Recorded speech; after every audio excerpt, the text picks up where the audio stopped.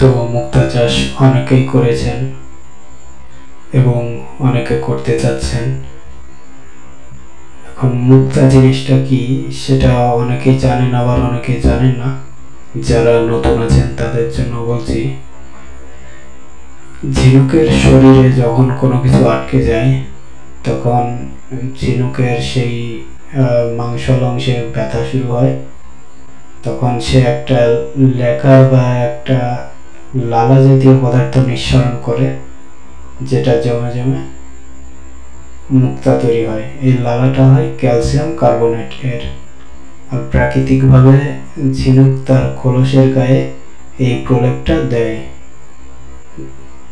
এই প্রলেপটা ধীরে ধীরে পড়তে পড়তে ঝিনুকের খোলসটা আর কি এই একই পদার্থ দিয়ে তৈরি হয়।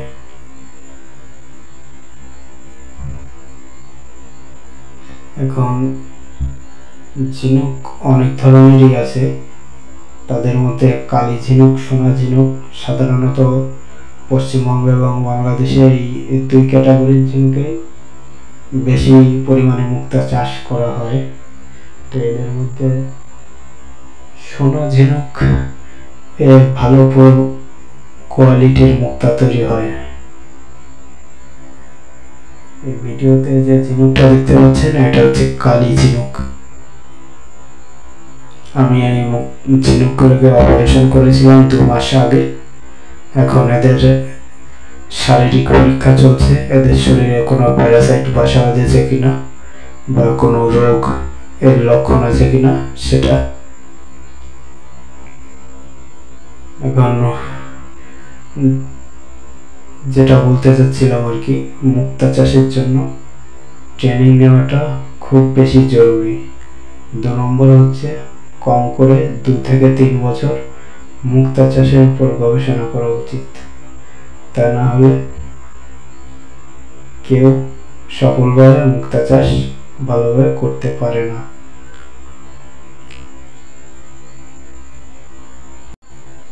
মুক্তা চাষের জন্য আরেকটি যে বিষয়টা গুরুত্বপূর্ণ সেটা হচ্ছে ঝিনুক নির্বাচন।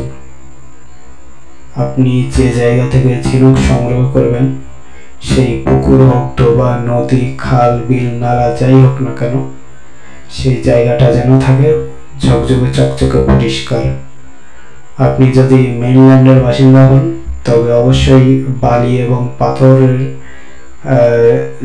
আর কি জলের তলদেশটা যেখানে ঝিনুক বসবাস করে সেই জায়গাটা যেন বালি এবং পাথরের হয়, যেন পচা কাদা না থাকে।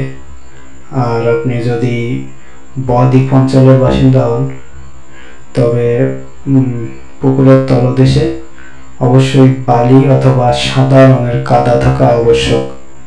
যদি কাদার রং কালো হয় তাহলে বুঝতে হবে, অথবা নিচে পাতার পচানি থাকে, তাহলে বেশিরভাগ ক্ষেত্রে দেখা যায় ঝিনুকগুলো প্যারাসাইট বা পরজীবী দ্বারা আক্রান্ত এবং বিভিন্ন মহামারী রোগে আক্রান্ত হয়ে থাকে।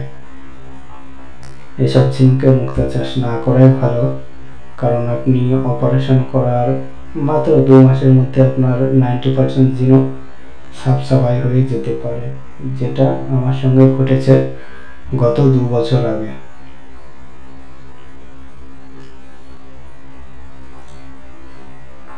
এছাড়া ঝিনুকের পরিচর্যা করা খুব আবশ্যক। ঝিনুকের পরিচর্যা সাধারণত ঝিনুকের খাবার দিয়ে এবং জল পরিষ্কার রেখে, ঝিনুক যে পুকুরে থাকবে সেই পুকুরের তলদেশ পরিষ্কার রেখে সাধারণত পরিচর্যা করা হয়।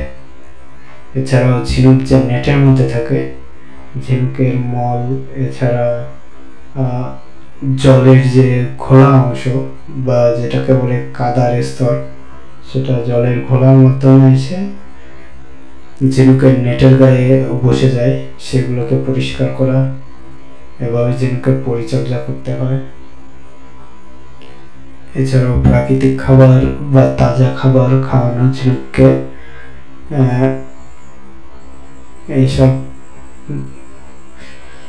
খাদ্য আপনারা আপনাদের পরিবেশের আশেপাশে পেয়ে যাবেন। বিভিন্ন ধরনের শ্যাওলা যেগুলো মানুষের খাবার উপযোগী। এ ধরনের শ্যাওলা কাঁচা অবস্থায় গ্রাইন্ডারে পেস্ট বানিয়ে জলে মিশিয়ে আপনারা দিতে পারেন। এছাড়াও স্পিরুলিনা ট্যাবলেট, এলগি ট্যাবলেট এসব পাওয়া যায় কিনতে, এগুলোও দিতে পারেন। স্পিরুলিনা অবশ্যই তাজা হতে হবে। এছাড়া ক্যাপসুল ও ট্যাবলেটও আপনারা দিতে পারেন। এছাড়া বাইরের খাবার জুপ্লাঙ্কটন, ফাইটোপ্লাঙ্কটন, যেগুলো আসলে আর্থিক দিক থেকে দেখতে গেলে খুবই ব্যয়বহুল, এগুলো দিতে পারলে ভালো, না দেওয়াই ভালো।